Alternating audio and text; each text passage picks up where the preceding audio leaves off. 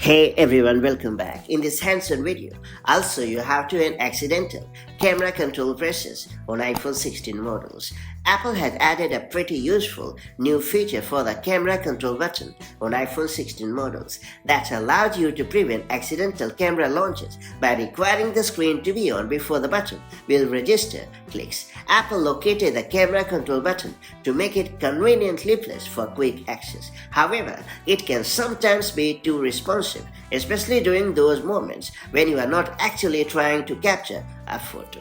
Thankfully, there is a native way to end accidental camera control presses on iPhone 16 models. That said, let me show you how it's done the right way. So first off, you have to launch the Settings app on your compatible iPhone. And then you have to scroll down a bit and choose Display and the Brightness option. Then you have to look for Camera Control section and then turn on the toggle right next to Require Screen On.